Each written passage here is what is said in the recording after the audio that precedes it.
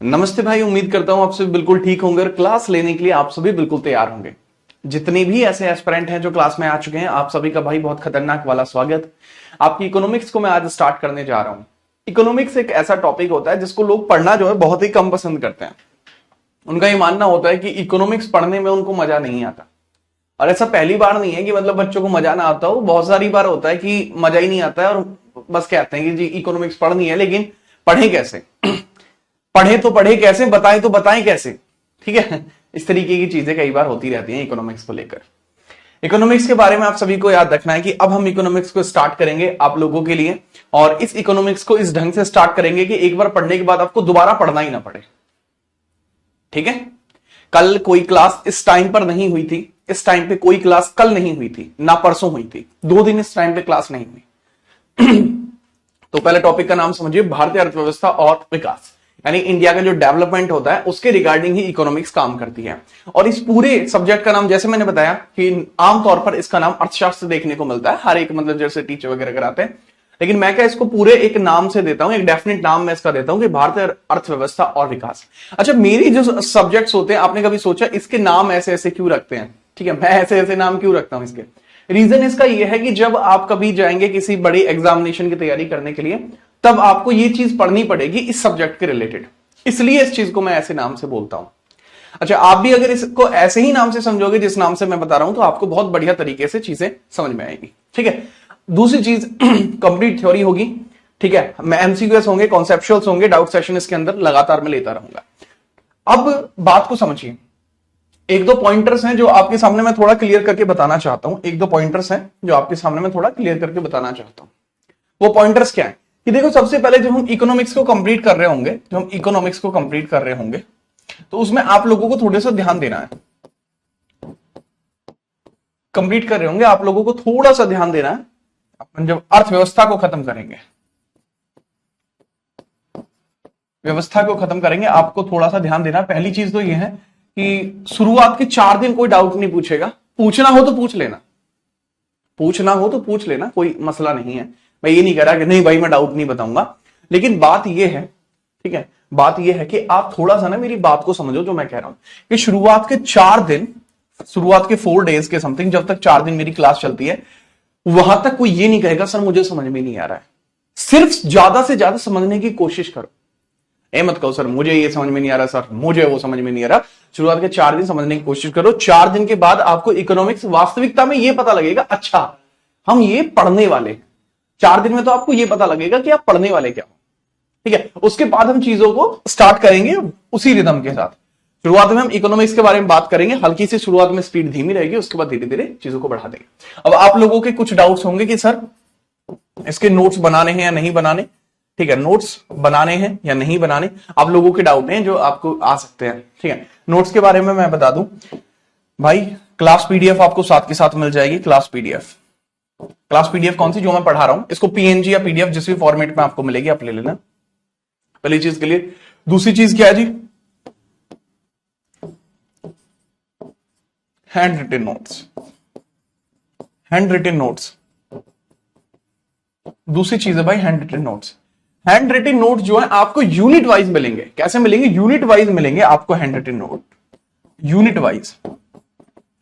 जैसे ही एक यूनिट कंप्लीट होगी उसके बाद मिलेंगे। बार बार आप ये नहीं कहेंगे सर मुझे वो नोट्स नहीं मिले सर, या मुझे ये नोट्स नहीं मिले, इस तरीके की बातें आप नहीं कहेंगे। ठीक है, टू बी वेरी ऑनेस्ट, आपको क्लास पीएनजी साथ के साथ मिल जाएंगे, हैंड रिटन नोट्स जो होंगे वो आपको यूनिट वाइज मिलेंगे। इसके रिगार्डिंग में आप लोगों से एक बात कहना चाहता हूं कि अगर आप सेल्फ नोट्स बना सकते हैं तो वो आपके लिए बहुत ज्यादा बेटर है। अगर आप सेल्फ नोट्स बना सकते हैं वो आपके लिए बहुत ज्यादा बेटर है। इकोनॉमिक्स के मुझे नहीं लगता कि मतलब 80% ऐसे बच्चे होते हैं, 80% ऐसे बच्चे होते हैं जो इकोनॉमिक्स को नहीं करके जाते हैं, पढ़ते ही नहीं है। वो सोचते हैं कि इकोनॉमिक्स बहुत ज्यादा हार्ड है। मैं अगर पर्सनली अपनी बात बताऊं, जब मैंने पहली बार एग्जाम दिया था अपना, ठीक है, कंपटीशन लेवल का जो पहला एग्जाम मैंने दिया था, वो एग्जाम था बेसिकली सीएचएसएल का, सीपीओ का नहीं, सीएचएसएल दिया था, उसके बाद सीपीओ दिया था। तो जो सीएचएसएल का एग्जाम मैंने दिया था उसके अंदर मैं इकोनॉमिक्स को पढ़ के नहीं गया था। ठीक है, लेकिन उसके बाद धीरे धीरे चीजों को मैंने बदला, इकोनॉमिक्स के अंदर काफी सारी चीजें देखी, समझी। अब आपको समझाने की कोशिश करूंगा, तब आप समझ जाएंगे। ठीक है, बाकी बच्चों से बस यही है, रेगुलर क्लास देखो। जैसे पवन है, सर आपकी कल की मॉडर्न हिस्ट्री की क्लास नहीं चल रही है, अब बताओ क्या बताऊं मैं इसको। मॉडर्न हिस्ट्री परसों खत्म हो चुकी है, अब मैं इसको ये बताऊं कि सर मॉडर्न हिस्ट्री की क्लास क्यों नहीं चल रही है, क्या करूंगा मैं पवन का। ठीक है, तो जिस बच्चे का डाउट जेन्युइन होगा उस बच्चे को जवाब मिल जाएगा। अगर आप बार बार कमेंट कर रहे हैं आपका जवाब नहीं मिल रहा है, इसका मतलब है कि आपका जो डाउट है वो जेन्युइन नहीं। Very next. ठीक है, बेसिक से चलेंगे हम पूरा। क्लास कैसे चलेगी सर? बेसिक से चलेगी, बेसिक। बेसिक से हम एडवांस तक जाएंगे पूरा। इकोनॉमिक्स का जो एडवांस होता है उसके बारे में हम बात कर लेंगे। किस एग्जाम के लिए आप सबको पता है कि आपने बैच किस लिए लिया है, आपके बैच के अकॉर्डिंगली आपको इसके अंदर चीजें कंप्लीट होकर मिल जाएंगी। ठीक है, चलो इसके बाद एक बहुत बड़ा डाउट जो आप लोगों को आता है कि सर जी इकोनॉमिक्स के रिगार्डिंग अगर हम लैंग्वेज की बात करें, किस लैंग्वेज में आप हमें पढ़ाने वाले हैं? भाई ये आपको बाइलिंगुअल ही पढ़नी पड़ेगी। आप हिंदी में हैं फर्क नहीं पड़ता, आप इंग्लिश में पढ़ते हैं फर्क नहीं पड़ता, ये आपको दोनों ही भाषाओं में पढ़नी पड़ेगी। दोनों ही भाषाओं में आपको पढ़नी पड़ेगी। सर मैं तो पूरा हिंदी से पढ़ा हूं शुरुआत से लेकर एंड तक, अगर आप ये कहोगे तो भी आपको ये इसके कुछ शब्द इंग्लिश में पढ़ने पड़ेंगे। अगर आप इंग्लिश से हैं तो भी उसके बावजूद आपको कुछ शब्द हिंदी में पढ़ने पड़ेंगे, वरना आप नहीं समझ पाएंगे। ठीक है, समझाने का तरीका बता रहा हूं।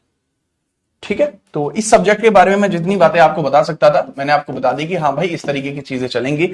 इसके अलावा आपको कोई और दिक्कत नहीं होनी चाहिए। अगर आपको दिक्कत है तो आप मुझे बता देंगे सर ये दिक्कत है, बस काम खत्म। इसके अलावा कोई आपका डाउट वगैरह है तो उसके रिगार्डिंग आप मुझसे पूछ सकते हैं क्लास की लास्ट की 5 मिनट्स में। डाउट्स आप सभी को पता है कैसे पूछने, या तो आप लास्ट की 5 मिनट में पूछ लो, लास्ट 5 मिनट्स में पूछ लीजिए, या फिर आप मेरे इंस्टाग्राम पे जीतराणा.77 पे पूछ लीजिए।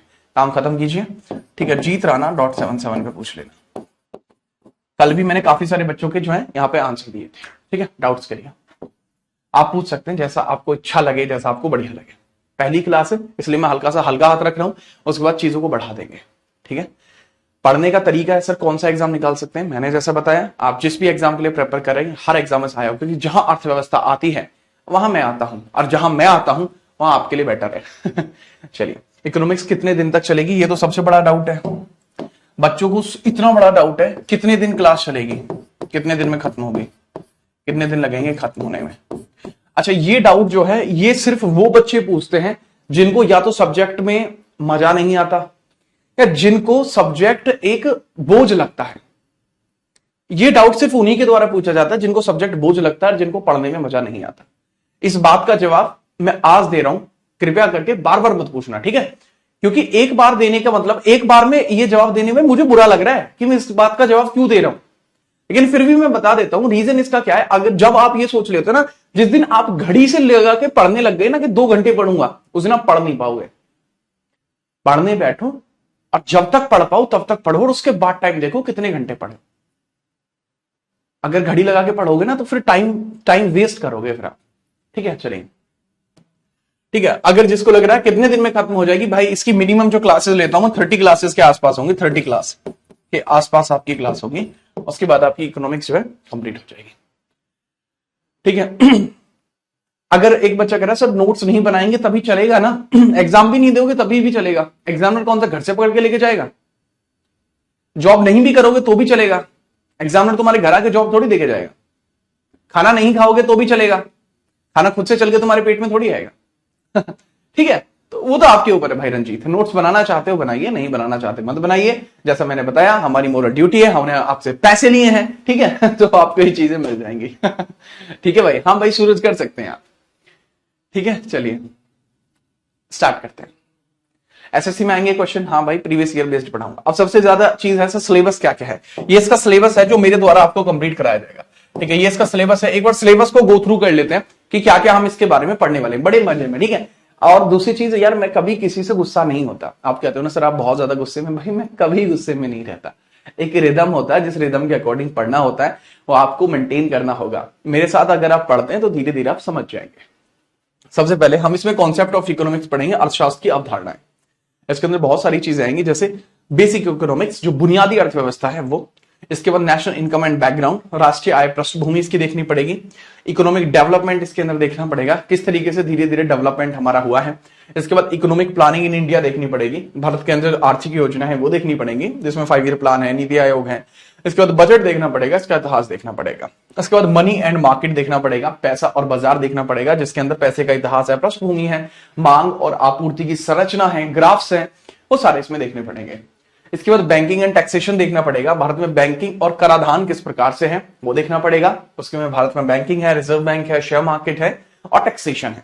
ठीक है, भारत में टैक्सेशन है वो आपको यहां देखने को मिलेगा। इसके बाद नेशनल एंड इंटरनेशनल एजेंसीज हैं कुछ, उसके बारे में पढ़ना पड़ेगा। और उसके बाद एग्रीकल्चर एंड इंडस्ट्रीज हैं, जिसके बारे में हमें पढ़ना पड़ेगा। ये सारी की सारी चीजें होती हैं जो हमें पढ़नी होती है। ठीक है, इकोनॉमिक्स के अंदर यही आपका सिलेबस है, 6 यूनिट्स है आपकी, लेकिन खत्म होने में 30 क्लास की समथिंग टाइम लगता ही है।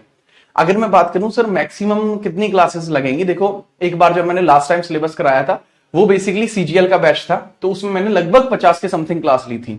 ठीक है, अभी की बात करूं, अभी आपको जो सिलेबस करना है उसके अकॉर्डिंगली अगर मैं बात करूं तो तकरीबन 30 से ज्यादा क्लास होंगी, 30 से कम क्लास नहीं होंगी। मैं नहीं चाहता कि आप दोबारा फिर कहीं इकोनॉमिक्स पढ़ें, मतलब पढ़ना ना पढ़ना आपके ऊपर है, लेकिन आपका टाइम बहुत जरूरी है, समझे, बहुत जरूरी बात है। तो हम इकोनॉमिक्स से स्टार्ट कर रहे हैं, कॉन्सेप्ट ऑफ इकोनॉमिक्स से। सबसे पहले आप हेडिंग डाल लीजिए, आप बेसिक इकोनॉमिक्स डाल लीजिए या कॉन्सेप्ट ऑफ इकोनॉमिक्स डाल लीजिए या इकोनॉमिक्स डाल लीजिए, यूनिट 1 डाल लो खाली। ठीक है, अब क्लास स्टार्ट कर रहा हूं, शांत हो जाइए। यूनिट 1,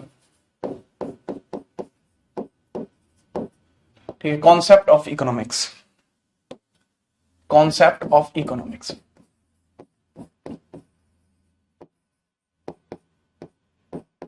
इकोनॉमिक्स बेटा प्यार हो जाएगा इकोनॉमिक्स से, मैं इतना बता रहा हूं। अर्थव्यवस्था की अवधारणाएं,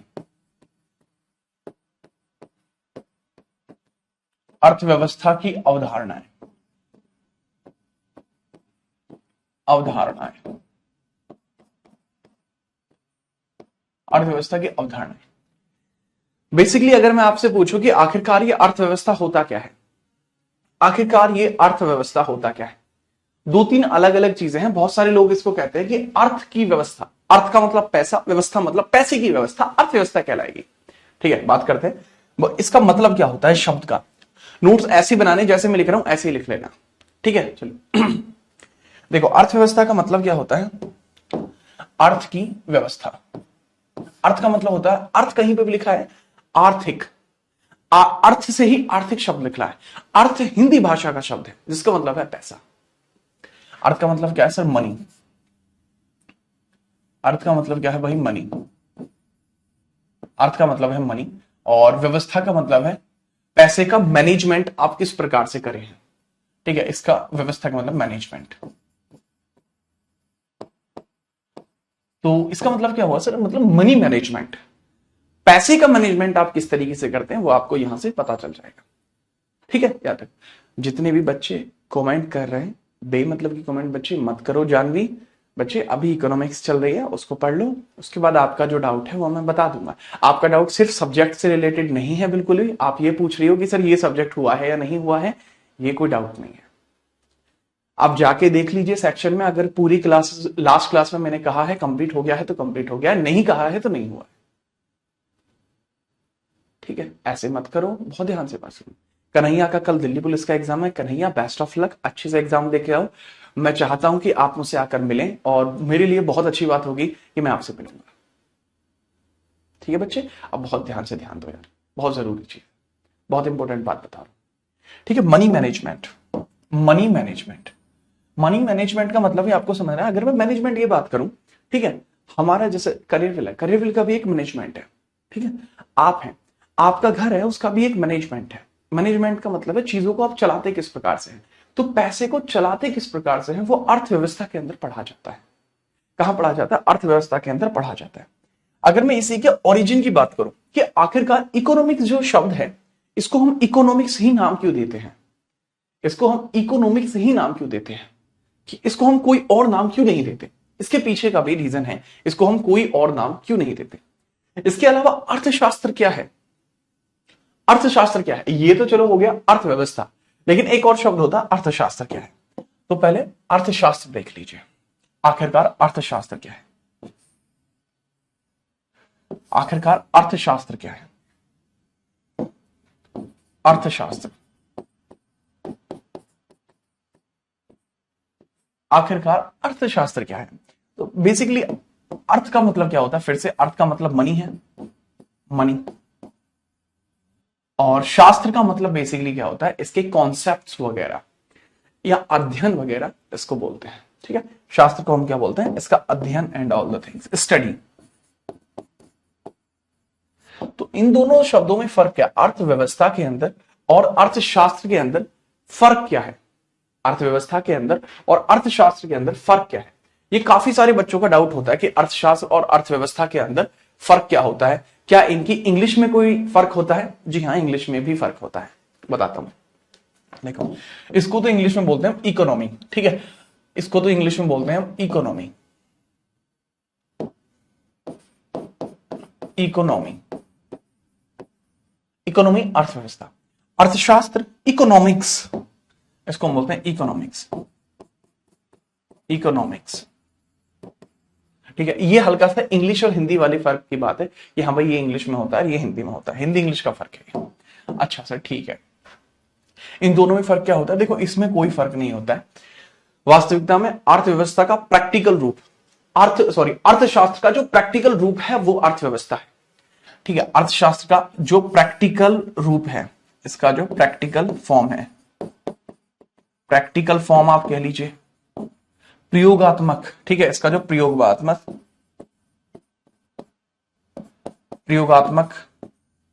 इसका जो प्रयोगात्मक तरीका है वो तो कह लीजिए, या इसकी रनिंग फॉर्म कह लीजिए, या इसकी सुचारू फॉर्म कह लीजिए, रनिंग फॉर्म कह लीजिए, इसकी जो रनिंग फॉर्म कह लीजिए, यानी सुचारू रूप। ठीक है, प्रयोगात्मक रूप या सुचारू रूप जो होता है वो क्या कहलाता है सर? वो कहलाता है हमारा बेसिकली अर्थव्यवस्था। वो क्या कहलाता है? अर्थव्यवस्था। वो अर्थव्यवस्था कहलाता है। सर बात नहीं बनी, ऐसे हम किसी को बता नहीं पाएंगे। अगर कोई हमसे पूछे तो हम कैसे जवाब देंगे कि ये चीज क्या है? देखो, बहुत आसान तरीके से मैं जवाब देने की बात करता हूं। अगर आपसे व्यवहारिक रूप में पूछा जाए कि व्यवहारिक रूप में धन के बारे में जो जानकारी है, व्यवहारिक रूप समझिए। ठीक है, व्यवहार का मतलब क्या होता है? इंग्लिश में अगर आप समझेंगे इसको, basically application based study. Application based study, व्यवहारिक रूप या एप्लीकेशन बेस्ड स्टडी। व्यवहारिक रूप या एप्लीकेशन बेस्ड स्टडी, वही चीज। एप्लीकेशन बेस्ड मतलब प्रैक्टिकल फॉर्म, एप्लीकेशन बेस्ड मतलब practical form. Practical form, practical form, practical form जो है वो क्या कहलाती है सर? एप्लीकेशन बेस्ड या प्रैक्टिकल फॉर्म क्या कहलाती है? इकोनॉमिक्स। ठीक है, इकोनॉमिक्स। अरे इकोनॉमिक्स नहीं कहलाती, बट व्यवहारिक रूप है, ये इकोनॉमी कहलाती है। जो व्यवहारिक रूप है वो क्या कहलाती है सर? व्यवहारिक रूप जो पूरी तरीके से इकोनॉमी यानी अर्थव्यवस्था कहलाती है। इकोनॉमी, अर्थव्यवस्था, अर्थव्यवस्था।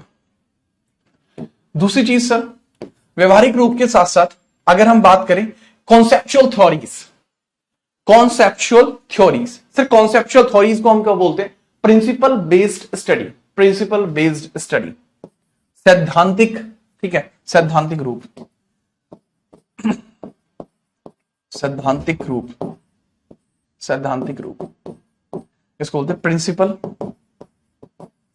Based study. इस चीज को हम क्या बोलते हैं? इकोनॉमिक्स, यानी अर्थशास्त्र। अर्थशास्त्र। अगर आपसे पूछे कि आप पढ़ क्या रहे हैं, इसमें से सब्जेक्ट कौन सा होता है, तो बेसिकली ये सब्जेक्ट है आपका, ये सब्जेक्ट है आपका। लेकिन आजकल रोजमर्रा की जिंदगी में अर्थव्यवस्था और अर्थशास्त्र को सेम इकोनॉमिक्स से डिफाइन किया जाता है, यूजुअली डिफाइन किया जाता है। अगर आप भी इसको डिफाइन करना चाहते हैं तो आप कर सकते हैं, लेकिन मतलब इसका वही है, मनी का मैनेजमेंट किस तरीके से होता है वही चीज हमारी अर्थव्यवस्था कहलाती है। अर्थशास्त्र कहलाता है कि अर्थव्यवस्था का अध्ययन कहलाता है। आप इन दोनों चीजों के बारे में लिख लेंगे। लेकिन अब सारी की सारी बात यहां आती है ओरिजिन के बारे में। ओरिजिन आखिरकार इसका कहां से हुआ, तो ओरिजिन के बारे में हम बात करते हैं। एक बार मुझे ये बताइए कि ये दो चीज आपको क्लियर है नहीं, ठीक है। अपन फिर ओरिजिन के बारे में बात करते हैं। किसके बारे में? ओरिजिन के बारे में हम लोग बात करते हैं कि और ये जो आखिरकार इकोनॉमिक्स है, इकोनॉमी है, इसका ओरिजिन कहां से हुआ है, ठीक है। तो उसके बारे में हम लोग बात करते हैं, ठीक है। ठीक है, देखो, शिकायत करने वालों की शिकायतें कभी खत्म नहीं होंगी और पढ़ने वाले कभी पढ़ना बंद नहीं करेंगे। ये चीज बेहतरीन है और ये चीज मुझे वास्तविकता में बहुत बहुत बेहद पसंद आती है। चलो भाई, इसके ओरिजिन की बात करते हैं। आखिरकार इसका ओरिजिन कहां से हुआ। चलो भाई, ओरिजिन की बात करते हैं। ओरिजिन का मतलब हिंदी में पता है, ठीक है। इसकी शुरुआत आखिरकार कहां से हुई? एक शब्द है ओइकोनोमिया।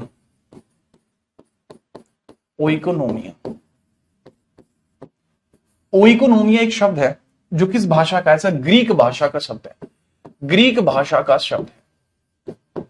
किस भाषा का? ग्रीक भाषा का, यूनानी भाषा, ठीक है। ग्रीक कह लीजिए, यूनानी कह लीजिए, एक ही बात है।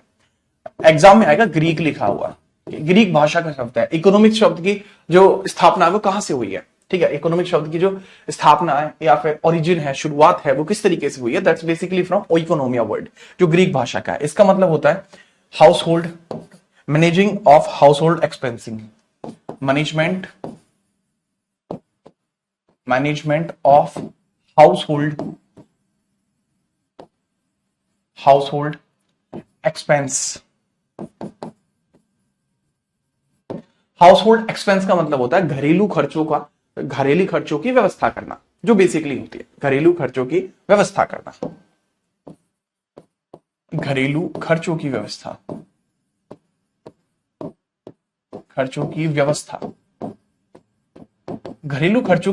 जो है वो क्या कहलाती है भाई? वो कहलाती है sir oikonomia, according to the Greek language. अब धीरे धीरे इसी ओइकोनोमिया शब्द से हमारा इकोनॉमिक्स बना है। इकोनॉमिक्स बना है।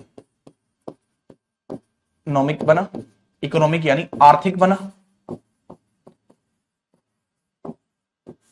और आर्थिक यानी इसमें अर्थ आया है और इसी में आया है अर्थ, और यहीं से आपका क्या?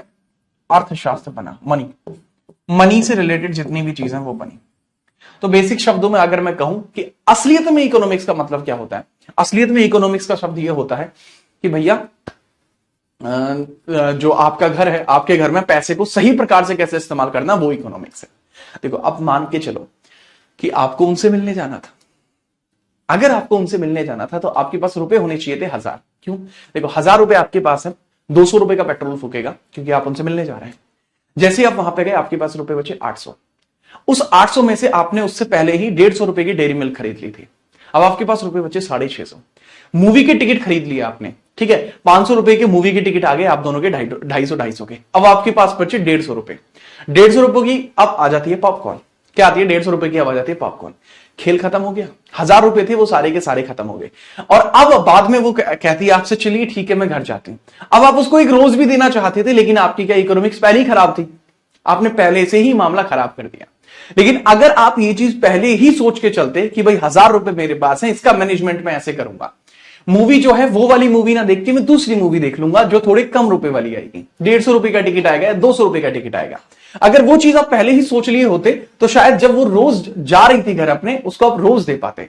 और ये जो पूरा प्रोसीजर है, ये चीज क्या कहलाती है? इकोनॉमिक्स। अगर ये आपको पता होता। ठीक है सर, आपका एक्सपीरियंस है क्या ये? नहीं, बिल्कुल नहीं, ठीक है। बात को समझो, ये इकोनॉमिक्स होती है। वही चीज मैं आपको बताने की कोशिश कर रहा हूं कि अगर ये सब चीज आप अच्छे से सीख जाओगे तो आपको कभी भी उनके सामने शर्मिंदा होने की जरूरत नहीं है, ठीक है। चलो, ये चीज आपके सामने भैया क्लियर हो गई। लेकिन अब अगर मैं बात करूं, शुरुआत क्या उद्गम बोल रहा है एक लड़का, भाई उद्गम लिखो, लड़के के पेट में दर्द हो जाएगा। फिर मैं नहीं चाहता भाई किसी के पेट में दर्द हो। आगे बढ़ो भाई। दूसरी चीज है कि सर इसकी एज ए सब्जेक्ट स्टार्टिंग कैसे होती है, एज ए सब्जेक्ट इसकी स्टार्टिंग कैसे होती है। तो देखो इसके ओरिजिन से रिलेटेड एक बात और भी है कि चाणक्य जो है, चाणक्य जी के नाम बारे में आपने नाम सुना ही होगा, जिनका नाम विष्णुगुप्त भी था, विष्णुगुप्त भी था, ठीक है, चाणक्य भी था, कौटिल्य भी था, ये सब उन्हीं के नाम थे, ठीक है। अब उनका वास्तविक नाम तो कौटिल्य था, चाणक्य उनका मतलब कह सकते हैं सरनेम था, ठीक है, और विष्णुगुप्त पिताजी के नाम में शामिल होता था, इस वजह से उनका पूरा नाम इस तरीके से काम करता है। अगर मैं इनके बारे में बात करूं, इन्होंने एक बुक लिखी थी कब, मौर्य साम्राज्य में, मौर्य वंश के संस्थापक चंद्रगुप्त मौर्य थे। मौर्य वंश के समय में इन्होंने एक बुक लिखी थी जिसको हम क्या बोलते हैं, अर्थशास्त्र। एक बुक लिखी थी जिसको अर्थशास्त्र नाम दिया जाता है, एक बुक लिखी गई जिसको अर्थशास्त्र नाम दिया जाता है।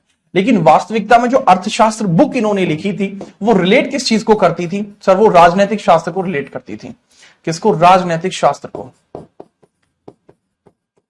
वो राजनैतिक शास्त्र को रिलेट करती थी, राजनीतिक शास्त्र को रिलेट करती थी। समझ में आई बात? वो राजनीतिक शास्त्र को रिलेट करती थी। तो बेसिकली अगर हम कहें तो सर इसके अंदर तो प्रशासनिक विशेषताएं थी, इसमें तो प्रशासन चलाना दिया हुआ था, प्रशासन दिया हुआ था, यानी एडमिनिस्ट्रेशन दिया हुआ था, एडमिनिस्ट्रेशन दिया हुआ था। इसका सिर्फ नाम अर्थशास्त्र था, इसके अंदर तो प्रशासन था। प्रशासन आता है आपका पॉलिटी में, तो that's not kind of that thing जो इससे हमें समझनी थी, ठीक है, इससे हमें समझनी थी। तो ये वो चीज नहीं है जो हमें समझनी थी। ओके सर, तो अब बात क्या आती है सर, फिर हमें ये कहां से मिली, इकोनॉमिक्स के बारे में एज ए सब्जेक्ट हमने कब पढ़ना शुरू किया? देखो वो हमने शुरू किया 1776 में। 1776 में एक पर्सन है जिनका नाम है एडम स्मिथ। 1776 में एक पर्सन है जिनका नाम है एडम स्मिथ, एडम स्मिथ नाम है। तो एडम स्मिथ नाम के जो पर्सन है, ठीक है, एडम स्मिथ है।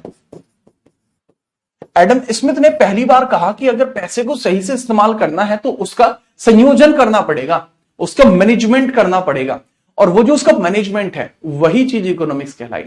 अब एक बात है सर, आपने 1776 क्यों लिखा? क्या 1776 में इन्होंने इस बात के लिए कोई लेक्चर दिया था या इस बारे में इन्होंने कोई अपनी थ्योरी दी थी? तो देखो 1776 में एडम स्मिथ के द्वारा एक बुक दी गई थी, एडम स्मिथ के द्वारा एक बुक रिलीज की गई थी और उस बुक का नाम था wealth of nation, wealth of nation.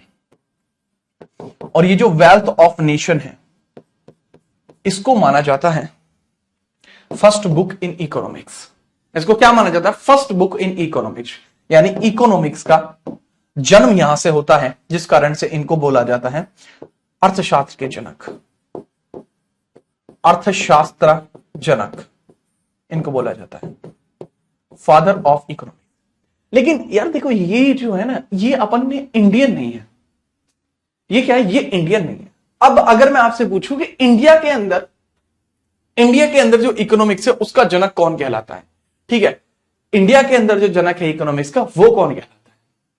ये सवाल लल्लू है कि विश्व स्तर पर इकोनॉमिक्स का जनक कौन है। अगर आप अपने घर के सामने वाले किसी ठेले वाले से भी पूछोगे शायद वो भी एडम स्मिथ बता दे, शायद बोल रहा हूं, ठीक है, क्यों हर बुक में यार कम से कम 10 बार सवाल आ गया है, ठीक है, कंपटीशन लेवल पे पढ़ने वाला हर एक बच्चा बता देगा, भले उसे इकोनॉमिक्स आती हो या ना आती हो, ठीक है। चलिए, तो बात क्या आती है भाई, बात यह आती है कि भारत के अंदर इसका जनक कौन है, भारत में अर्थशास्त्र का जनक कौन है? यह है अच्छे लेवल का सवाल, भारत में अर्थशास्त्र का जनक कौन है? भारत में अर्थशास्त्र का जनक कौन है? देखो भारत में जो अर्थशास्त्र का जनक है उन पर्सन का नाम है Visvesvaraya, Visvesvaraya, scientist of India बोला जाता है विश्वेश्वरैया। वो बहुत कमाल के आदमी थे यार, विश्वेश्वरैया। अच्छा, विश्वेश्वरैया जी के बारे में जल्दी ही मेरे जो इंस्टाग्राम हैंडल पे एक वीडियो आएगा जिसमें मैं विश्वेश्वरैया जी के बारे में बात करूंगा, विश्वेश्वरैया जी के बारे में बात करूंगा। तो इनको बोला जाता है भारत में अर्थशास्त्र का जनक। तो ये कुछ क्वेश्चंस हैं जो आपके सामने बन सकते हैं, थोड़े मोटे, ठीक है, थोड़ी मोटी क्वेश्चंस हैं जो आपके सामने बन सकते हैं। अब समझ में आई आपको बात? जी हाँ, ओ इकोनॉमिया, इकोनॉमिक्स, आर्थिक, ये सब चीज आपको शायद समझ में आ गई होगी। अब इकोनॉमिक्स क्या होती है आप समझ सकते होंगे कि भाई पैसे को सही प्रकार से इस्तेमाल कैसे करना है, हमारे पास जो एसेट है उसका इस्तेमाल कैसे करना है। एसेट क्या चीज होती है, अगर मतलब अब जैसे जैसे इकोनॉमिक्स शुरू होगी आपके सामने मैं कुछ ऐसे शब्द बोलूंगा जो आपको अजीब लग सकते हैं, जैसे एसेट क्या होता है, रेवेन्यू क्या होता है, ठीक है, एक्सपेंस क्या होता है, तो वो सब बड़े कॉमन से होते हैं अगर आप इकोनॉमिक्स में पढ़ते हैं तो, समझे। तो ये चीज है। एक बच्चा कह रहा है कि सर भारत के अंदर इकोनॉमिक्स के जनक चाणक्य को कहते हैं, बेटा यहीं से भाला जाएगा कैमरे में से निकलता हुआ, तो सावधानी पूर्वक बेटी मैं यार बोर्ड पे लिख के बता रहा हूं फिर भी तुम ऐसी हरकत कर रहे हो। चलिए मेरी क्लास में एक लड़का था गौरव, जब मैं 12th में पढ़ता था तब की बता रहा हूं, तो गौरव को हम कुछ और ही कह के बोलते थे, तो एक बच्चा और है क्लास में गौरव, तो गौरव बेटा मान जाओ, ठीक है, चलो मैं भूला नहीं हूं अपने दोस्त का नाम, शांत हो जाओ ठीक है, इसको लिखो फटाफट से।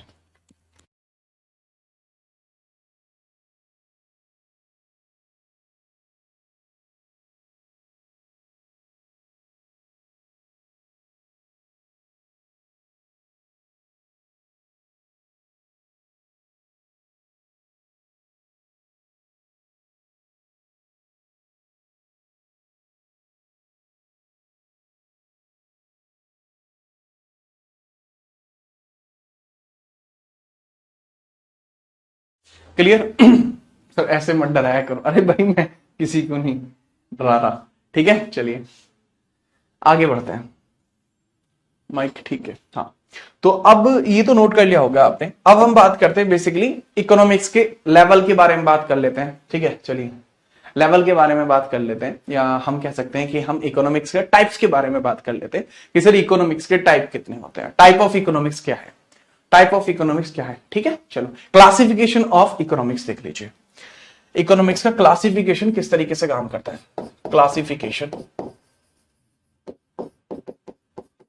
Classification of economics,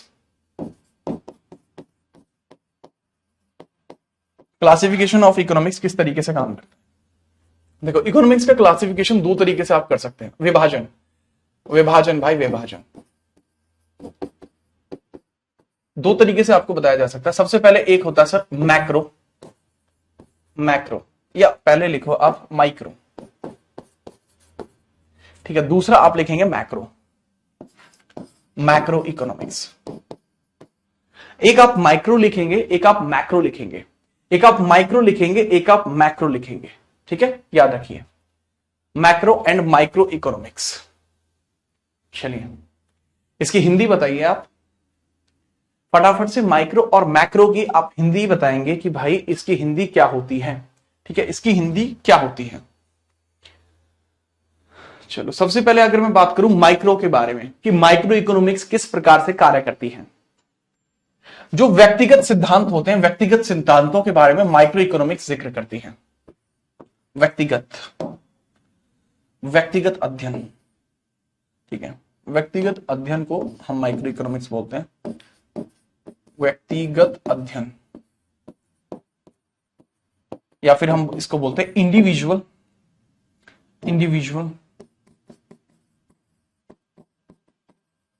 individual study, या इसको छोटे स्तर पर भी बोल सकते हैं हम, थोड़ा छोटे स्तर पर, छोटे स्तर पर अध्ययन, छोटे स्तर पर अध्ययन, छोटे स्तर पर अध्ययन जो होता है वो बेसिकली माइक्रो कहलाएगा, सूक्ष्म, सूक्ष्म बोलते हैं, ठीक है। चलिए एक बेटा इसको बोलते हैं सूक्ष्म, बोल सकते हैं इसको, बोलने का जो तरीका है इसको सूक्ष्म बोल सकते हैं, इसको सूक्ष्म बोल सकते हैं, ठीक है, छोटी सी, सूक्ष्म यानी छोटी सी, ठीक है। व्यष्टि, ठीक है, व्यष्टि बोल सकते हैं, बहुत सही। ये किसने बताया था व्यष्टि वाला, एक लड़का था व्यष्टि बता रहा था, सही बता रहा था वो, ठीक है। चलो उसको सूक्ष्म बोल सकते हैं यानी छोटे लेवल पे। एग्जाम्पल दो सर इसका, देखो एक परिवार के बारे में, एक परिवार की आय का, एक परिवार की आय है, ठीक है, एक परिवार की आय, व्यय, ठीक है, आय का मतलब इनकम, व्यय का मतलब एक्सपेंस, एक्सपेंस। एक परिवार की आय का, व्यय का जो अध्ययन होता है वो बेसिकली क्या कहलाता है, वो कहलाता है सर आपका माइक्रो इकोनॉमिक्स, माइक्रो इकोनॉमिक्स कहलाता है। लेकिन एक बात होती है कि आपको किसने बताया कि सर जी ये इस तरीके से काम करता है।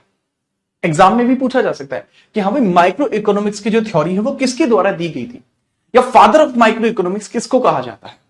फादर ऑफ माइक्रो इकोनॉमिक्स किसको कहा जाता है भाई? फादर ऑफ माइक्रो इकोनॉमिक्स कहा जाता है एडम स्मिथ को। ठीक है, फादर ऑफ माइक्रो इकोनॉमिक्स किसको कहा जाता है? एडम स्मिथ को, father of micro economics. Micro economics किसको कहा जाता है भाई? ये है एडम स्मिथ। अभी जो पीछे बताया था ना, फादर ऑफ इकोनॉमिक्स भी उन्हीं को कहा जाता है। ठीक है, फादर ऑफ इकोनॉमिक्स भी उन्हीं को कहा जाता है। लेकिन अगर हम बात करें फादर ऑफ माइक्रो इकोनॉमिक्स, तो वो भी किसको कहा जाता है भाई? एडम स्मिथ को ही, एडम स्मिथ को ही कहा जाता है। कोई मतलब ऐसी बात नहीं है कि जिससे देख के आप अभी तक डर जाओ। अभी तक चीजें नॉर्मल है, अभी तक चीजें नॉर्मल है। ठीक है, मतलब जैसे आप हो, आपके घर में आप कितना खर्चा करते हो, आप कितने रुपए बचा लेते हो, ठीक है, सेविंग्स आपकी क्या है, आपका रोजमर्रा का खर्चा क्या है, एक दिन में आप कितना खर्च कर रहे हो। ठीक है, तो मेनली अगर हम बात करें, ठीक है, मेनली अगर हम बात करें तो ये चीज इस प्रकार से चलती है, मेनली इस प्रकार से चलती है। ठीक है, चलिए, ठीक है, चलो आगे बढ़े। हम माइक्रो के बारे में बात करते हैं। इसको वृहद इकोनॉमिक्स भी बोलते हैं। इसको क्या वृहद अर्थशास्त्र भी बोलते हैं, वृहद अर्थशास्त्र भी इसको बोलते हैं। वृहद का मतलब होता है लार्ज लेवल। वृहद का मतलब क्या होता है? लार्ज। वृहद का मतलब होता है लार्ज। तो इसको बोलते हैं व्यापक भी बोलते हैं, इसको व्यापक भी बोलते हैं, मतलब बड़ा इन द सेंस। ठीक है, तो ये होता है एक संपूर्ण, एक ग्रुप की, ठीक है, एक समूह अथवा एक देश की अर्थव्यवस्था, एक देश की अर्थव्यवस्था का अध्ययन, देश की अर्थव्यवस्था का अध्ययन। अध्ययन जो कहलाएगा, एक देश की अर्थव्यवस्था का जो अध्ययन है वो क्या कहलाएगा जी? वो मैक्रो इकोनॉमिक्स कहलाएगा। क्या कहलाएगा? मैक्रो इकोनॉमिक्स वो कहलाएगा। सर जी एक देश की अर्थव्यवस्था का अध्ययन माइक्रो इकोनॉमिक्स कहलाएगा, what are you trying to say? ठीक है, ठीक है, वो आप क्या कहने की बात कर रहे हैं कि पूरे देश की अर्थव्यवस्था का अध्ययन? ये तो सर कुछ बात जमी नहीं। अच्छा भाई, बात जमाओ तो। ठीक है, मतलब बात करें एक देश के प्रति व्यक्ति आय, एक देश की प्रति व्यक्ति आय, पर कैपिटा इनकम, प्रति व्यक्ति आय, प्रति व्यक्ति आय, per capita income, per capita income, per capita income. ठीक है, या फिर अगर हम बात करें देश की प्रति व्यक्ति आय तो हो गई, या इसके अलावा देश की कुल आय, देश की कुल आय, इनकम। ठीक है, चलो, या इसको नेशनल इनकम बोल सकते हैं, इनकम, जीडीपी, जीडीपी वगैरह जो होता है, GDP, GDP, gross domestic product. ठीक है, ग्रॉस डोमेस्टिक प्रोडक्ट आगे आएगा। ये अभी जीडीपी लिख के छोड़ रहा हूं, आगे इसका पूरा मतलब आप समझ जाओगे। ठीक है, पूरा आप समझ जाओगे। ठीक है, पूरा आप समझ जाओगे आखिर जीडीपी होती क्या है। इसके अलावा, ठीक है, कर संग्रह, टैक्स कलेक्शन वगैरह जो होता है, टैक्स कलेक्शन, कर संग्रह यानी टैक्स कलेक्शन। लेकिन होना चाहिए क्या? पूरे देश के स्तर पर, तो वो चीज मैक्रो इकोनॉमिक्स कहलाती है। लेकिन एग्जाम में आपसे शायद क्वेश्चन इसी तरीके का बने कि जैसे फादर ऑफ माइक्रो इकोनॉमिक्स है, इसी प्रकार से अगर आपसे फादर ऑफ एग्रो, ठीक है, फादर ऑफ मैक्रो पूछ लिया जाए तो क्या होगा?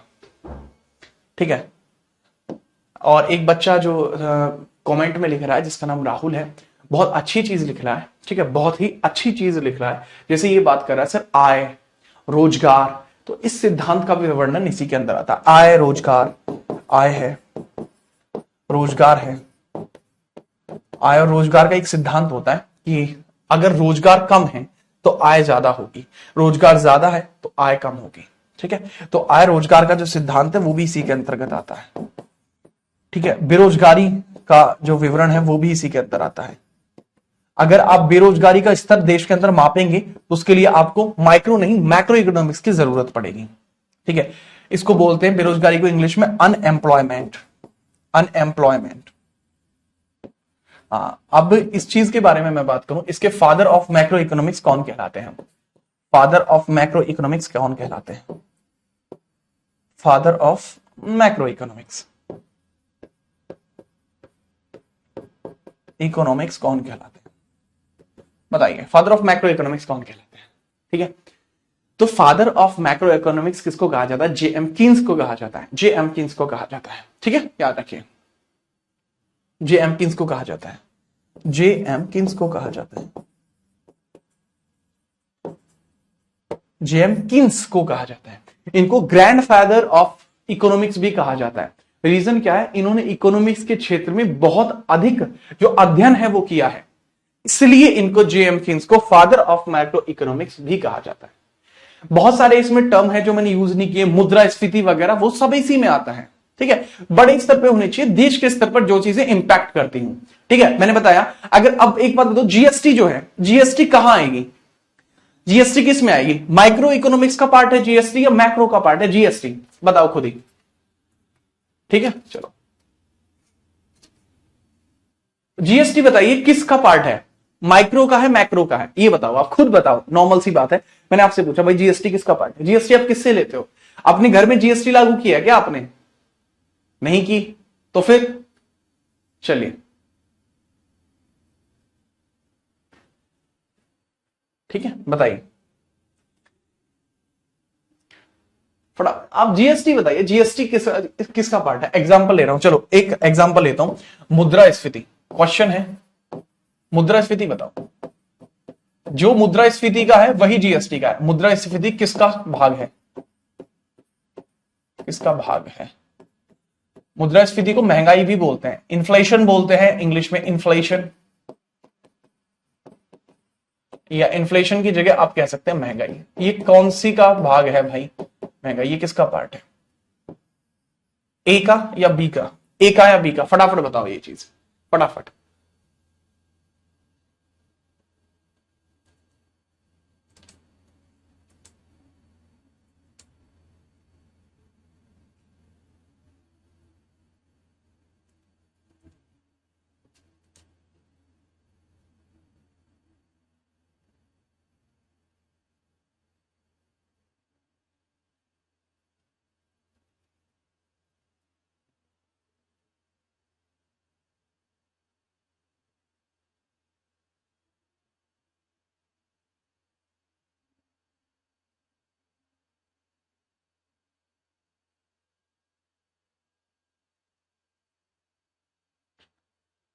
ठीक है, चलिए, मैक्रो का होगा ऑब्वियसली सर। ये ऑब्वियसली वाले बच्चे मुझे बहुत पसंद है, ऑब्वियसली सर। ठीक है ठीक है, चलो भाई, ए का होगा। जो बच्चे ए का कह रहे हैं उनको तो मैं बता रहा हूं, उनको तो विष्णु पुराण में अलग से सजा दी जाएगी। जो बच्चे ए आंसर दे रहे हैं इसका, this is part of macro economics. ये मैक्रो का पार्ट है, मैक्रो का पार्ट है। ठीक है, क्लियर है, याद रखोगे? हाँ जी। अच्छा, इसके अंदर आपको एडम स्मिथ की कई सारी बुक्स पता है। एडम स्मिथ की जो वेल्थ ऑफ नेशन है वो बहुत बार पूछी जा रही है, बहुत बार बताई भी गई है, एग्जाम्स में पूछ लिया जाता है। हाँ भाई, कि आप ये बता दीजिए एडम स्मिथ के द्वारा कौन सी बुक लिखी गई है, बच्चे उसका आंसर भी कर देते हैं, हाँ जी ऐसे ऐसे वेल्थ ऑफ नेशन लिखी गई है। लेकिन अगर मैं जेएम कीन्स की एक दो बुक आपको लिखवा दूं तो शायद आपके लिए फायदा हो जाएगा, शायद आपके लिए फायदा हो जाएगा। जैसे theory of employment, JM Keynes की बुक है theory of employment, JM Keynes के द्वारा लिखी गई बुक है। मैंने क्या कहा, इनको ग्रैंडफादर ऑफ इकोनॉमिक्स भी कहा जाता है। उसके पीछे का रीजन है इनका रिसर्च वर्क, इनके द्वारा बहुत सारी बुक्स लिखी गई हैं। ठीक है, मैं बुक्स के नाम लिख रहा हूं, इनके द्वारा बहुत सारी बुक्स लिखी गई हैं, बुक्स ऑफ जेएम कीन्स। जैसे थ्योरी ऑफ एम्प्लॉयमेंट,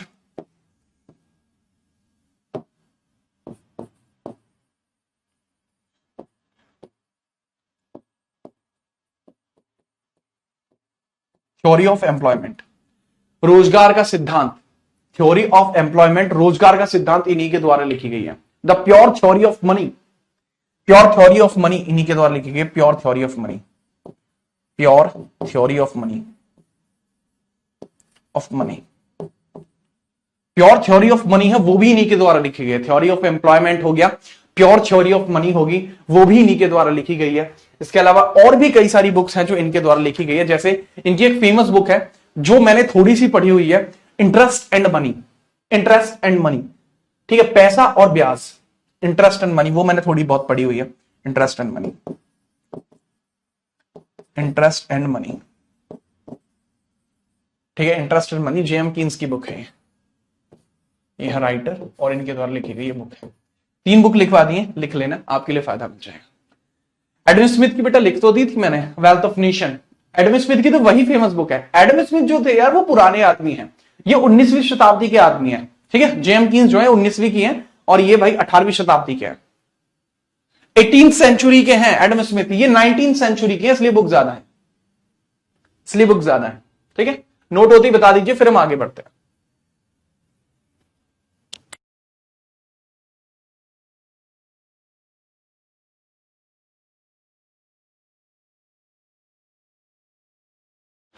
ठीक है, चलो अब इसके बाद अगला टॉपिक बनता है, ये मैंने बताया था, ठीक है, साइज के आधार पर क्लासिफिकेशन इकोनॉमिक्स का। इकोनॉमिक्स का जो क्लासिफिकेशन है मैंने अकॉर्डिंग टू द साइज बताया था कि हाँ भाई ये बड़े लेवल पे है, छोटे लेवल पे है, साइज के लेवल पे माइक्रो इकोनॉमिक्स और मैक्रो इकोनॉमिक्स इस प्रकार से काम कर सकती हैं। लेकिन अब मैं दूसरी बात बताता हूं, कंट्रोल के आधार पर इकोनॉमिक्स किस प्रकार से कार्य कर सकती है। कंट्रोल के आधार पर इकोनॉमिक्स, कंट्रोल के आधार पर इकोनॉमिक्स किस प्रकार से काम कर सकती हैं, ठीक है। Classification of economics according to the control, classification of economics according to the control, classification of economics. Economics के क्लासिफिकेशन की बात करें, किस आधार पे बात करूं वो समझिए, ठीक है। कंट्रोल के आधार पर, नियंत्रण के आधार पर, नियंत्रण के आधार पर, नियंत्रण के आधार पर, on the basis of control, on the basis of control, on the basis of control, control, नियंत्रण के आधार पर आपकी इकोनॉमिक्स किस प्रकार से रहेगी, नियंत्रण के आधार पर आपकी जो इकोनॉमिक्स है वो किस प्रकार से रहती है। सबसे पहले आपको यहां देखने को मिलती है कैपिटलिस्ट इकोनॉमिक्स, पूंजीवादी अर्थव्यवस्था, कैपिटलिस्ट इकोनॉमिक्स, पूंजीवादी अर्थव्यवस्था,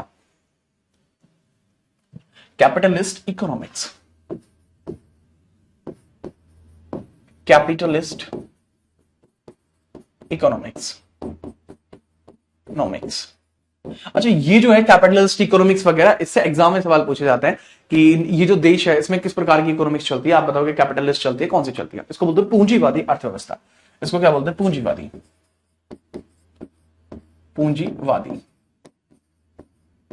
पूंजीवादी अर्थव्यवस्था इसको बोला जाता है, कैपिटलिस्ट को, ठीक है, ठीक है, चलो ठीक है, चलिए।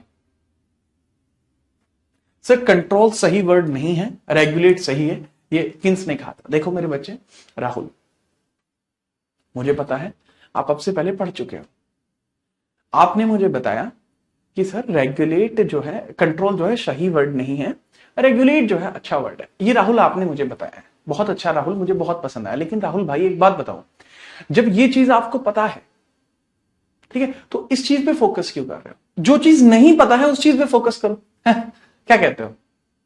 जो चीज पता है वो तो पता ही रहेगी, और जो चीज नहीं पता है उस चीज पे ध्यान दो भाई, ठीक है। चलो बात करते हैं, ये चीज बेसिकली क्या होती है, पूंजीवादी अर्थव्यवस्था बेसिकली क्या होती है, ठीक है। इसके और भी क्या कोई कुछ नाम होता है, ठीक है, और भी क्या कोई इसका नाम होता है। देखो कई नामों से इसे जाना जाता है, उदारवादी अर्थव्यवस्था भी इसको कहते हैं, उदारवादी अर्थव्यवस्था भी इसको ही कहा जाता है, बाजार अर्थव्यवस्था भी इसी को कहा जाता है, बाजार अर्थव्यवस्था भी इसी को कहा जाता है, उदारवादी अर्थव्यवस्था। इसके कुछ उपनाम भी हैं, उपनाम आपको अलग अलग बुक में अलग अलग नाम से देखने को मिल सकती है। उदारवादी अर्थव्यवस्था, लिबरल इकोनॉमिक्स, उदारवादी अर्थव्यवस्था, अर्थव्यवस्था, लिबरल इकोनॉमिक्स, उदारवादी का मतलब होता है लिबरल। लिबरल क्यों कहा जाता है, क्योंकि इसके अंदर कोई भी बंदा अपनी इकोनॉमिक्स के अंदर आ सकता है, ठीक है। चलिए इसके बाद उदारवादी के बाद होती है बाजार अर्थव्यवस्था, बाजार अर्थव्यवस्था, बाजार अर्थव्यवस्था, बाजार अर्थव्यवस्था, मार्केट इकोनॉमिक्स, मार्केट इकोनॉमिक्स ये भी इसी के नाम है। अच्छा, कैपिटल इकोनॉमिक्स के अंदर बेसिकली क्या होता है? कैपिटल इकोनॉमिक्स के अंदर बेसिकली पूंजीवादी लोगों का वर्चस्व अधिक रहता है, पूंजीवादी लोगों का वर्चस्व अधिक रहता है, पूंजीवादी लोगों का बाजार पर नियंत्रण रहता है, बाजार पर नियंत्रण रहता है, बाजार पर तथा उत्पादनों के आधार, उत्पादनों के कंट्रोल पर, ठीक है। चलो, उत्पादनों के आधारों पर नियंत्रण रहता है, नियंत्रण रहता है, ठीक है। बेसिकली इसको हम क्या बोलते हैं सर? प्राइवेट लोग इसके अंदर ज्यादा सक्सेसफुल रहते हैं, पूंजीवादी लोग जो रहते हैं इसके अंदर ज्यादा सक्सेसफुल रहते हैं। पूंजीवादी लोग कौन होते हैं सर? प्राइवेट कंपनीज वगैरह, यानी प्राइवेट कंपनीज वगैरह जो होती है इसमें अधिक लागू रहती है, प्राइवेट कंपनीज वगैरह इसके अंदर ज्यादा मजे लेती हैं, ज्यादा मजे प्राइवेट कंपनीज इसके अंदर लेती हैं। अच्छा, इसके अंदर एक चीज और है, इस मार्केट के अंदर जो मेन ऑब्जेक्टिव होता है वो क्या होता है? मेन ऑब्जेक्टिव क्या होता है इसके अंदर? मेन ऑब्जेक्टिव जो होता है वो क्या रहता है? उद्देश्य क्या होता है इस मार्केट के अंदर? इस मार्केट के अंदर उद्देश्य होता है अधिकतम लाभ बनाना। इस मार्केट के अंदर उद्देश्य क्या होता है? अधिकतम लाभ सुनिश्चित करना, अधिकतम लाभ सुनिश्चित करना, अधिकतम लाभ सुनिश्चित करना। भले ही सामने जो प्रोडक्ट खरीद रहे हैं वो मरे जिए फर्क नहीं पड़ता, मैक्सिमम इसमें प्रॉफिट जनरेट करना है जो भी इसके अंदर प्रोडक्ट बना रहे हैं उनको। इसके अंदर सरकार की भूमिका बहुत कम होती है, सरकार की भूमिका बहुत ना के बराबर है, या फिर हम कह सकते हैं सरकार का नियंत्रण लगभग नगण्य होता है, नियंत्रण कम होता है, बेहद कम होता है, कम होता है। बिल्कुल हम खत्म नहीं कह सकते, हम कहते हैं सरकार का नियंत्रण कम होता है, हम बिल्कुल जीरो नहीं बता सकते, कम होता है, ठीक है, कम होता है। अच्छा, ये चीज मैंने यहां लिखी है, अधिकतम लाभ होता है। अधिकतम लाभ होने की वजह से हर कोई लाभ कमाने की कोशिश करता है, मैं भी लाभ कमाऊं, तू भी लाभ कमा, और ज्यादा कमाऊं, आज 100 आ रहे हैं, कल 500 चाहिए, परसों 1000 चाहिए। इस चीज को हम क्या बोलते हैं? ठीक है, इस अधिकतम लाभ कमाने की वजह से इसको हम अधिक प्रतिस्पर्धा बोलते हैं। इसके अंदर ज्यादा कंपटीशन होता है, इसके अंदर ज्यादा प्रतिस्पर्धा होती है, ज्यादा प्रतिस्पर्धा होती है, इसका मतलब हाई कंपटीशन मार्केट्स होते हैं। ये कैसे मार्केट्स होते हैं? हाई कंपटीशन होते हैं, हाई कंपटीशन होते हैं, हाई कंपटीशन होते हैं। अब हाई कंपटीशन मार्केट ये होते हैं, अधिकतम लाभ कमाना होता है, जिस वजह से ये हाई कंपटीशन होते हैं, ठीक है। एक और बात सर, इसका जो पहला प्रयोग है हमें किस देशों में देखने को मिलता है? ठीक है, मैक्सिमम जो है इसके बारे में कहां हम देखते हैं? देखो, यूएस जैसी कंट्रीज में इसको देखने को मिलता है। एग्जाम्पल है इसका, बेस्ट एग्जाम्पल है यूएस, ठीक है, यूएसए, सिर्फ यूएस नहीं, USA, United states of America, यहां पे ये देखने को मिलता है। अच्छा, इसका जो पहला प्रयोग है कैपिटल इकोनॉमिक्स जो है, इसका पहला प्रयोग या इसके बारे में सबसे पहली जानकारी किसने दी? देखो, कैपिटल इकोनॉमिक्स के बारे में अगर हम बात करें, कैपिटल इकोनॉमिक्स का प्रथम अनुप्रयोग या एप्लीकेशंस के बारे में किसने जानकारी दी है? कैपिटल इकोनॉमिक्स के बारे में जो जानकारी मिलती है वो वेल्थ ऑफ नेशन बुक से मिलती है, ठीक है। किस बुक से? एक बुक है वेल्थ ऑफ नेशन। कौन सी बुक है? वेल्थ ऑफ नेशन, यहां से देखने को मिलती है। वेल्थ ऑफ नेशन किसके चाचा की बुक है? सर, ये किसी के चाचा की बुक नहीं है, ये खुद एडम स्मिथ की बुक है, जो फादर ऑफ इकोनॉमिक्स कहलाते हैं। किसकी बुक है? चाचा एडम स्मिथ की, चाचा एडम स्मिथ की। आप नहीं जानते, लेकिन चाचा जो एडम स्मिथ हैं वो जग चाचा हैं चाचा नेहरू के बाद यही बचते हैं, शाबाश तो ये एडम स्मिथ के द्वारा कैपिटल इकोनॉमिक्स के बारे में जानकारी दी गई है। कैपिटल इकोनॉमिक्स के बारे में जानकारी जो है दी गई है। इसके अंदर आप यूएसए लिख सकते हैं, कनाडा लिख सकते हैं, यूएसए लिख सकते हैं, कनाडा लिख सकते हैं, याद रखना, यूएसए और कनाडा इसके अंदर लिख सकते हैं, ठीक है, यूएसए और कनाडा इसके अंदर लिख सकते हैं, ठीक है। चलिए, लेकिन अब बात यही आती है, ये चीज आपको पता है। अब एक बहुत ही धमाकेदार चीज बताता हूं, ठीक है, एक बहुत ही धमाकेदार चीज मैं आपके सामने बताता हूं इसी के रिगार्डिंग, ठीक है, इसी के रिगार्डिंग बहुत ही धमाकेदार चीज मैं आपको बताता हूं, ठीक है। लेजी फायर एक सिद्धांत होता है, लेजी फायर सिद्धांत, ठीक है। एडम स्मिथ की जो बुक है इसके अंदर आपको एक लेजी फायर सिद्धांत देखने को मिलता है, लेजी फायर सिद्धांत, लेजी फायर इंग्लिश हिंदी ऐसे लिखा जाता है, ठीक है। लेजे फायर, जो लेजे फायर सिद्धांत है, लेजे फायर सिद्धांत, ये लेजे फायर सिद्धांत जो है ये बेसिकली किस चीज को डायलेक्ट करता है, किस चीज का विवरण करता है बेटा? लेजे फायर सिद्धांत है यही, इसी आधार पर कैपिटल इकोनॉमिक्स चलती है, इसी आधार पर पूंजीवादी अर्थव्यवस्था वर्णित है, पूंजीवादी अर्थव्यवस्था का वर्णन है, अर्थव्यवस्था का वर्णन है। और ये जो लेजे फायर सिद्धांत है इसका वर्णन कहां पे भाई? ये वेल्थ ऑफ नेशन बुक्स के अंदर है, इस बुक का नाम है वेल्थ ऑफ नेशन।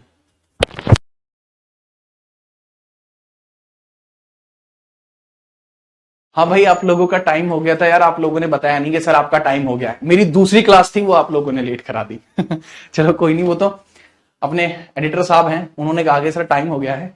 आप लोगों के कमेंट भी मेरे पास आने बंद हो गए। खैर छोड़िए, अगर आपको इसके रिगार्डिंग कोई भी डाउट है वो आप मुझसे इंस्टाग्राम पे पूछ सकते हैं, या कल की जब क्लास लूंगा तब 5 मिनट ले लूंगा, ठीक है। आज थोड़ा ज्यादा मैंने देखा नहीं कि यार मतलब टाइम हो गया। अब कल आपसे मुलाकात होगी और डाउट वगैरह पूछ लेना जो भी है। मिलते हैं कल की क्लास में।